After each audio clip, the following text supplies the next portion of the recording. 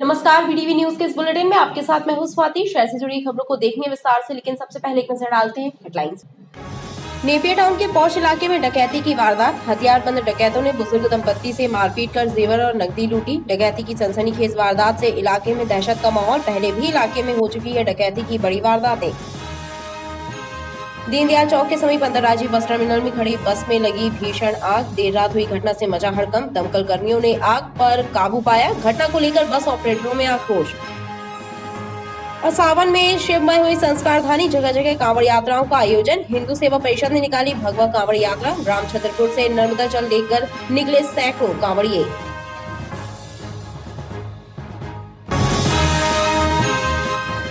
Napier town के पौष इलाके में हथियारबंद डकैतों ने एक बुजुर्ग दंपत्ति के साथ मारपीट की और उनके घर से जेवरात व नकदी लूट कर भाग निकले। डकैतों ने बुजुर्ग महिला पर हमला कर उन्हें घायल कर दिया। इस वारदात से पूरे इलाके में दहशत का माहौल है। वारदात की जानकारी लगते ही एसपी के विद्यार्थी, एडिशनल एसपी प्रियंका शुक्ला सहित पुलिस अधिकारी मौके पर पहुंच गए। नेपियर टाउन के पौष इलाके में रहने वाले ऑटोमोबाइल्स और ऑटो पार्ट्स व्यवसायी बुजुर्ग दंपत्ति दलवीर सिंह और उनकी पत्नी जसवीर कौर के निवास पर सुबह 4 से 5 बजे के बीच हथियारबंद डकैतों ने धावा बोला। डकैत पीछे लगी खिड़की के पल्ले को तोड़कर और लोहे की ग्रिल काटकर घर में घुस गए। डकैतों ने बुजुर्ग दंपत्ति से मारपीट की और उन्हें बंधक बनाते हुए घर में रखी लाखों रुपए की ज्वेलरी और नकदी लूट ली। इस दौरान बदमाशों ने जसवीर कौर पर रॉड से हमला भी किया, जिससे उन्हें चोटें पहुंची हैं। बदमाशों ने तकरीबन 1 घंटे के भीतर इस वारदात को अंजाम दिया और भाग खड़े हुए। इस दौरान घर के ऊपरी हिस्से में दलवीर सिंह के बड़े भाई और उनकी पत्नी भी मौजूद थी, लेकिन उन्हें वारदात का पता नहीं चला। बदमाशों के फरार होने के बाद दलवीर सिंह ने अपने भाई और पड़ोसियों को जानकारी दी, जिसके बाद पुलिस को मामले की जानकारी लगी और एसपी टीके विद्यार्थी, additional SP Priyanka Shukla, additional SP crime summer Verma सहित ओमती सीएसपी आर.डी. भारद्वाज, थाना प्रभारी ओमती वीरेंद्र सिंह पवार और पुलिस बल मौके पर पहुंच गया। पुलिस अधिकारियों ने दलवीर सिंह से घटना की जानकारी हासिल की। साथ ही पुलिस की अलग अलग टीमें और क्राइम ब्रांच की अलग अलग टीमों को आरोपियों की पतासाजी और तलाश के लिए रवाना किया गया। डकैतों ने घर से कितना कैश और ज्वेलरी लूटी है, पुलिस उसका भी पता लगा रही है। रात को घटना है, करीब 2:30 बजे आए हम लोग और उसके बाद 1 से सवा घंटा रहे हैं और रात को चाचा चाची को बांध के पूरा सामान लूट के ले गए घर से। कितने लोग रहते थे उस समय? घर में 2 ही लोग थे और हैं। एज क्या होगी उनकी? चाचा जी की है 60 और चाची जी की है 58। दोनों अकेले रहते थे और बांधने के बाद पूरा सामान रात को लूट के ले गए घर से। क्या क्या ले गए? ज़्यादा गोल्ड ले गए हैं।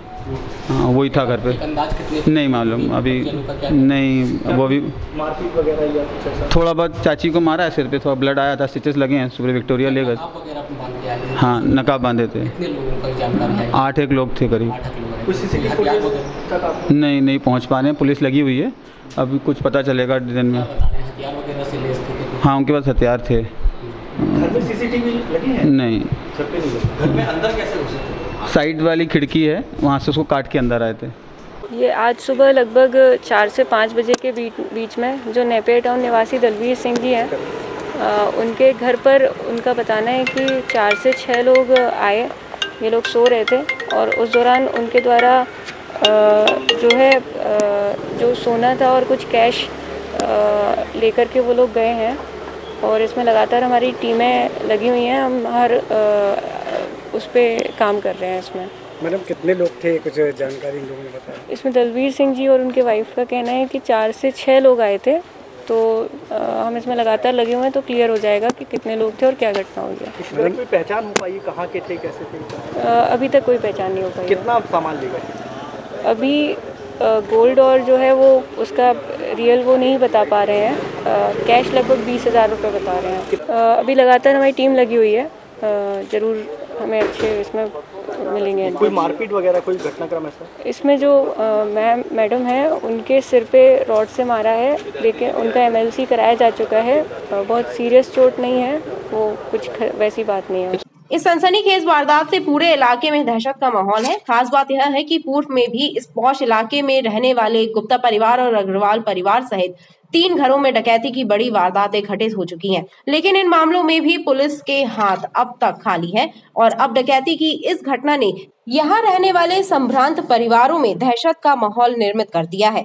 जिस घर को डकैतों ने निशाना बनाया उसके पास ही पूर्व डीजीपी स्वराजपुरी का बंगला है। ऐसा माना जा रहा है कि डकैत रेलवे पटरियों के सहारे इस घर तक पहुंचे थे और वारदात को अंजाम देकर पटरियों के सहारे ही भाग निकले। बहरहाल पुलिस की अलग अलग टीमें डकैतों की पतासाजी के लिए सक्रिय कर दी गई हैं। मां नर्मदा के तट जिलहरी घाट में शिव भक्तों ने पार्थिव शिवलिंग का निर्माण किया। शिव भक्तों ने मां नर्मदा के किनारे की मिट्टी से पार्थिव शिवलिंगों का निर्माण कर पूजन अर्चन और अभिषेक करके धर्म लाभ लिया। इस अनुष्ठान में श्रद्धालु बड़ी संख्या में शामिल हुए। कार्यक्रम का समापन भंडारे और प्रसाद वितरण के साथ हुआ। मां नर्मदा तट जिलहरी घाट में रविवार को शिव भक्तों ने जन कल्याण की कामना के साथ पार्थिव शिवलिंग निर्माण कार्यक्रम का भव्य अनुष्ठान किया। सैकड़ों शिव भक्त इस अनुष्ठान में शामिल हुए और मां नर्मदा के किनारे की मिट्टी से पार्थिव शिवलिंग निर्माण करते हुए विधि विधान से पूजन अर्चन और अभिषेक किया। इस अनुष्ठान का आयोजन मां शारदा तीर्थ समिति और बड़ी नीम स्टेडियम परिवार के तत्वावधान में हुआ, जिसमें श्रद्धालु बड़ी संख्या में शामिल हुए।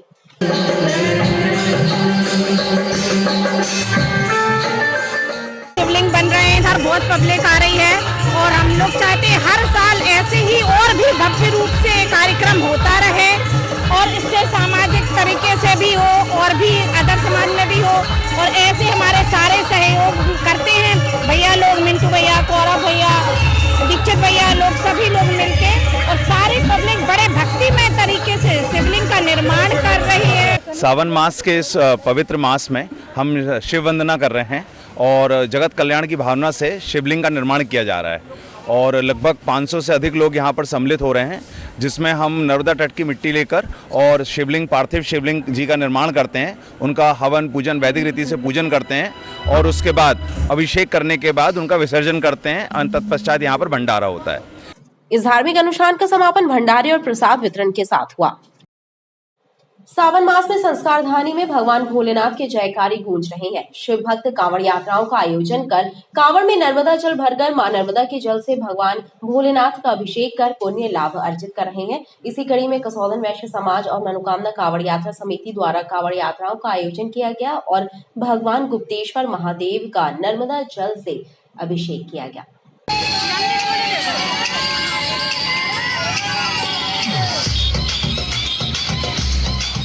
सावन मास में संस्कार धानी शिवमय नजर आ रही है। शिव भक्त कांवड़ यात्राओं के माध्यम से और भगवान भोलेनाथ का जलाभिषेक कर पुण्य लाभ अर्जित कर रहे हैं। इसी कड़ी में कसौधन वैश्य समाज ने रविवार को मां नर्मदा के तट ग्वारी घाट से भव्य कांवड़ यात्रा निकाली। कांवड़ यात्रा में शामिल शिव भक्त भक्तिभाव के साथ कांवड़ में जल भरकर भगवान गुप्तेश्वर महादेव के मंदिर पहुंचे, जहां शिव भक्तों ने मां नर्मदा के जल से गुप्तेश्वर महादेव भगवान का जलाभिषेक किया और धर्म लाभ लिया।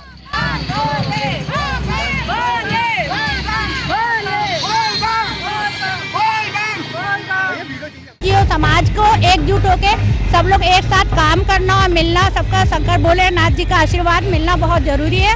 ये कांवड़ यात्रा इसी के उद्देश्य से निकाला जाता है। कहाँ निकाली गई है? ये गुप्तेश्वर मंदिर, ग्वारी घाट से गुप्तेश्वर मंदिर तक। श्री बागेश्वर कसौदन वैश्य समाज जबलपुर में हर वर्ष की तरह इस बार भी कांवड़ यात्रा निकाली गई है। यह ग्वारी घाट से गुप्तेश्वर मंदिर की तरफ जाती है, जो लगभग 5 से 10 किलोमीटर लगभग जाती है। हमारा उद्देश्य है कि समाज में तरक्की हो, देश की तरक्की हो, सबको भगवान का आशीर्वाद मिले, भगवान भोले सबकी मनोकामना पूर्ण करे। जय माता दी।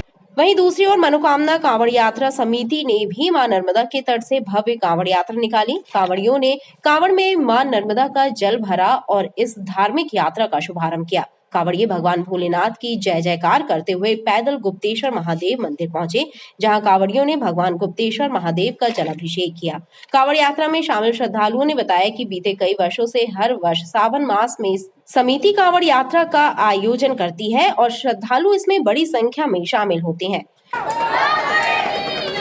भगवान गुप्तेश्वर नाथ की, माता नर्मदा मैया की। माँ ग्वारी घाट, माँ नर्मदा मैया से ग्वारी घाट से हम लोग जल भरते हैं और लगभग 14 वर्ष लगातार पूरे शक्तिनगर, मदन महल, गुप्तेश्वर, हम तो क्षेत्रीय स्तर की बात करते हैं क्योंकि पूरे शहर भर में धर्म में है। पूरी जनता जो है संस्कारधानी पूरी धर्म में चल रही है और धर्म को जागृत करने के लिए और सनातन धर्म की परंपरा का निर्वहन करने के लिए, सभी के दुख दर्द और कष्टों को दूर करने के लिए हमने इस यात्रा का आयोजन किया था। हम लोग की समिति के द्वारा लगातार 14वें वर्ष में आज माँ भगवती के जल को लेकर भगवान भोलेनाथ गुप्तेश्वर महादेव में जलार्पण करेंगे। मनोकामना कांवड़ यात्रा संस्कारधानी जबलपुर की सबसे प्राचीन कांवड़ यात्रा है। लगभग 20 वर्षों से भोले के भक्त सावन माह में प्रतिवर्ष कांवड़ यात्रा निकालते अपनी मनोकामना को रखकर।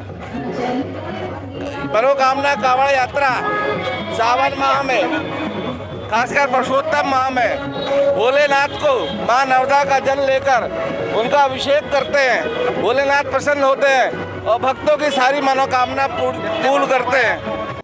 इस कांवड़ यात्रा में भगवान भोलेनाथ की झांकी भी शामिल थी, जो भक्तों के आकर्षण का केंद्र बनी रही।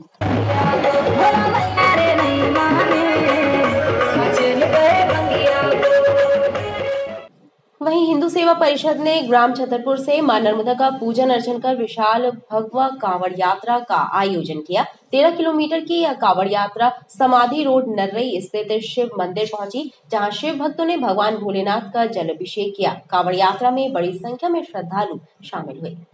सावन मास में जिले के ग्रामीण क्षेत्रों में भी कांवड़ यात्राओं का आयोजन किया जा रहा है। इसी कड़ी में रविवार को हिंदू सेवा परिषद के तत्वावधान में ग्राम छतरपुर से विशाल कांवड़ यात्रा निकाली गई। कांवड़ियों ने ग्राम छतरपुर में मां नर्मदा का पूजन अर्चन किया और नर्मदा जल भरकर कांवड़ यात्रा पर निकले। कांवड़ियों ने 13 किलोमीटर की कांवड़ यात्रा के बाद समाधि रोड नर्रई में स्थित शिव मंदिर पहुंचकर भगवान भोलेनाथ का जल अभिषेक किया। हिंदू सेवा परिषद के पदाधिकारियों ने बताया कि हमारा भारत देश हिंदू राष्ट्र बने और विश्व गुरु बने, इस कामना के साथ इस कांवड़ यात्रा का आयोजन किया गया।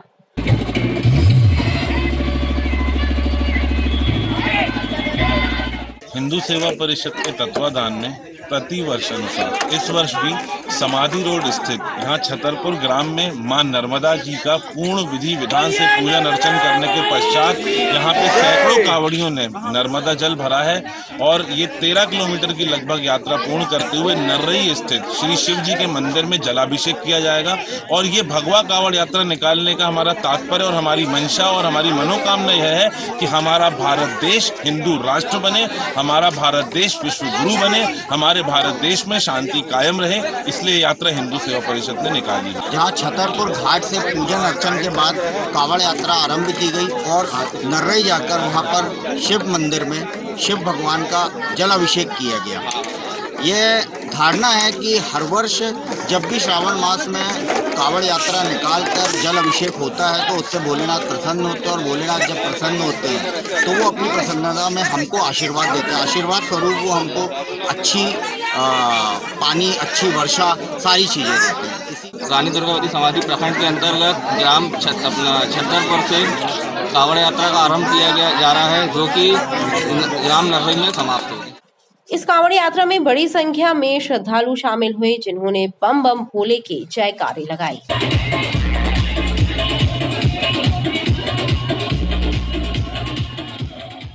दीनदयाल चौक के समीप स्थित अंतर्राज्यीय बस टर्मिनल में खड़ी एक बस में भीषण आग लग गई। देर रात हुए हादसे की जानकारी मिलने के बाद दमकल विभाग के कर्मचारी 3 दमकल वाहनों के साथ मौके पर पहुंचे और आग को काबू में किया। इस अग्नि हादसे में आसपास खड़ी 2 अन्य बसों को भी नुकसान पहुंचा। दीनदयाल चौक के पास अंतर्राज्यीय बस टर्मिनल में खड़ी सिमरन बस सर्विस की एक बस में भीषण आग लग गई। इस अग्नि हादसे से हड़कंप मच गया। अग्नि हादसे की जानकारी मिलते ही दमकल विभाग के कर्मचारी 3 दमकल वाहनों के साथ मौके पर पहुंच गए और उन्होंने आग पर काबू पाया। इस अग्नि हादसे के दौरान 2 अन्य बसों को भी नुकसान पहुँचा है। 1:30 बजे करीब रात में बसों में अचानक आग लगने की सूचना प्राप्त हुई। इसमें हमारे दमकल वाहन को 3 वाहनों को भेजा गया, जिस पर आग पर काबू पाया गया, जिसमें एक बस में क्षतिग्रस्त हुई है। बाकी मतलब वहाँ पे 3 बसों का सुनने में आया था, लेकिन एक बस में आग लगी थी जिसको बुझाया गया, काबू किया गया और जिसमें 3 गाड़ी पानी लगे। फायर ब्रिगेड का ऑफिस बाजू में है, उसके बाद भी गाड़ी बुझाने में उनको आधा पौन घंटा लग गया। अगर ये गाड़ी नगर निगम से आई होती और कहीं से आती, हमारी 8 से 10 गाड़ी जल जाती। लगभग 25 लाख का नुकसान हमारा हो चुका है। एक गाड़ी आप देख रहे हैं सिमरन बस वाले हैं, नरेश रजक जी जो अभी समय बाहर हैं, उनके भाई और ड्राइवर कंडक्टर समाज यहाँ उपस्थित हैं। उन्होंने घटना की पूरी गाड़ी दिखाई है। लगभग 25 से 30 लाख का खर्चा हमारा आया है। तो बाजू में जो गाड़ी खड़ी वो भी प्रभावित हुई है। लगभग कितनी गाड़ियाँ जली? लगभग 3 गाड़ी तो आजू बाजू लगी वो जल गई हैं और एक गाड़ी पूरी जल के खाक होगी, टोटली लॉस हुआ उसमें। यह गंभीर दुर्घटना नहीं घटती यदि बस स्टैंड प्रशासन जो जिसकी देखरेख कर रहा है वो यदि सजग होता। और हम लोग की मांगें जो पहले से बस यूनियन करती आ रही है कि पूरे परिसर को में CCTV कैमरे लगाए जाएं, आपका फायर ब्रिगेड की व्यवस्था यहाँ पर रहे, चौकीदार रहे, ताकि अनावश्यक जो अवांछित तत्व हैं वो बस स्टैंड के अंदर प्रवेश ना करें। उस बात पे ध्यान दिया गया नहीं। उसका परिणाम है कि कल एक बहुत गंभीर दुर्घटना घटित हो गई। आज के समय में जब आर्थिक स्थिति मंदी चल रही है, उसमें किसी बस मालिक के इतना गंभीर नुकसान होना उसके लिए बहुत परेशानी का कारण बन सकता है। बस में किन हालातों में आग लगी, बहरहाल यह सामने नहीं आ सका है। दमकल विभाग ने घटना की जांच करने की बात कही है। मानसून पूर्व बिजली की लाइन और ट्रांसफार्मर्स के रखरखाव को लेकर विद्युत विभाग द्वारा किए जाने वाले दावे खोखले साबित नजर आ रहे हैं। बिजली की तारों और ट्रांसफार्मर में चिंगारियां निकलने की घटनाएं लगातार सामने आ रही हैं। कटंगा चौक से बंदरिया तिराहे को जाने वाले मुख्य मार्ग पर लगी बिजली के ट्रांसफार्मर से अचानक चिंगारियां निकलने लगी। इस घटना से राहगीर दहशत में आ गए। ट्रांसफार्मर में लगी तारों से उठ रही चिंगारियों से तार के टूटने का अंदेशा भी लोगों को बना रहा। राहगीरों ने विद्युत विभाग को इस घटना की जानकारी दी। लोगों ने आए दिन सामने आ रही इन घटनाओं को लेकर विद्युत विभाग के अधिकारियों पर लापरवाही बरतने के आरोप भी लगाए। यह चिंगारी फेंक रहा है, यहाँ पे बहुत ज्यादा मतलब स्पार्क हो रहा है, इससे कुछ भी घटना हो सकती है। तो कृपया कर ट्रांसफार्मर के नीचे कृपया कर आप थोड़ा ध्यान दें। कोई निकल रहे हैं यहाँ से लोग, तो बहुत बड़ी घटना का कारण बन सकता है। किसी के ऊपर भी गिर सकता है। क्षेत्रीय लोगों और राहगीरों ने विभागीय अधिकारियों से इस तरह की घटनाओं को रोकने की मांग भी की है। समाज के उत्थान, पीड़ित मानवता की सेवा और समाज को संगठित करने के उद्देश्य से गठित जागरूक क्रिश्चियन मंच के पदाधिकारियों और समाज के नागरिकों की एक बैठक का आयोजन हुआ। इस बैठक में बिशप जयराल अल्मेडा और मंच के पदाधिकारी शामिल हुए। उन्होंने समाज के उत्थान और सामाजिक मुद्दों को लेकर लोगों का मार्गदर्शन किया। ईसाई समुदाय को संगठित करने, समाज के उत्थान, पीड़ित और समाज के गरीब तबके के परिवारों की सहायता के उद्देश्यों को लेकर कार्यरत जागरूक क्रिश्चियन संघ ने बैठक का आयोजन किया। इस बैठक में बिशप जयराल अल्मेडा और मंच के वरिष्ठ अधिकारी बतौर अतिथि और मार्गदर्शक के तौर पर शामिल हुए। इन वक्ताओं ने ईसाई समाज के उत्थान, संगठित समाज, खेल, शिक्षा जैसे महत्वपूर्ण बिंदुओं पर चर्चा करते हुए उपस्थित लोगों का मार्गदर्शन किया। समाज में, धर्म में किस तरीके से हमें आगे बढ़कर गरीबों की सेवा करना है, ज़रूरतमंदों की सेवा करना है और साथ ही समाज को किस तरीके से हम आगे बढ़ा सकते हैं, उस पर चर्चा की गई।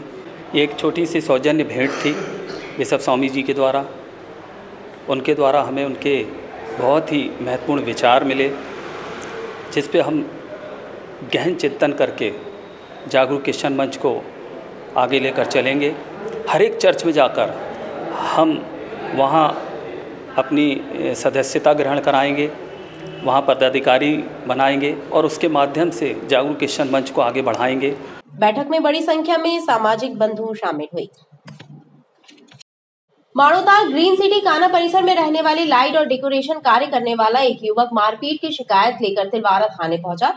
पीड़ित ने आरोप लगाया कि पैसों के लेन देन के विवाद को लेकर 4 युवक उसे विजयनगर क्षेत्र से उठाकर ले गए और शास्त्री नगर में एक घर के अंदर बंधक बनाकर मारपीट की। पीड़ित ने यह भी आरोप लगाया कि इस मामले की शिकायत दर्ज कराने थाने पहुंचा तो पुलिस ने उसे टरका दिया। माणोताल ग्रीन सिटी में निवास करने वाले लाइट और डेकोरेशन के व्यवसायी अक्षत अग्रवाल ने तिलवारा थाने पहुंचकर कुछ युवकों पर बंधक बनाकर उनके साथ मारपीट करने के गंभीर आरोप लगाए। पीड़ित युवक ने पुलिस को बताया कि उससे मारपीट करने वाले विजयनगर से उसे शास्त्री नगर लेकर आए और एक कमरे में बंद करके मारपीट की और भाग गए। इस मामले की रिपोर्ट लिखवाने वह तिलवारा थाने पहुंचा है। हालांकि पुलिस ने घटना स्थल विजयनगर क्षेत्र होने की बात कहकर पीड़ित को विजयनगर थाने की सलाह दी। हमको विजयनगर अग्रवा होटल से लेके आए हैं।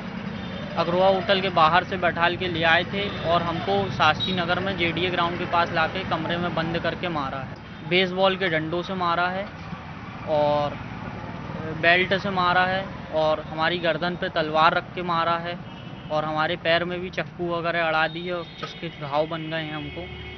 हम ग्रीन सिटी कान्हा परिसर के निवासी तिलवारा थाने गए थे, तो उन्होंने ये बोला कि आपकी रिपोर्ट FIR आपके क्षेत्रीय थाने विजयनगर या माड़ोताल में लिखी जाएगी।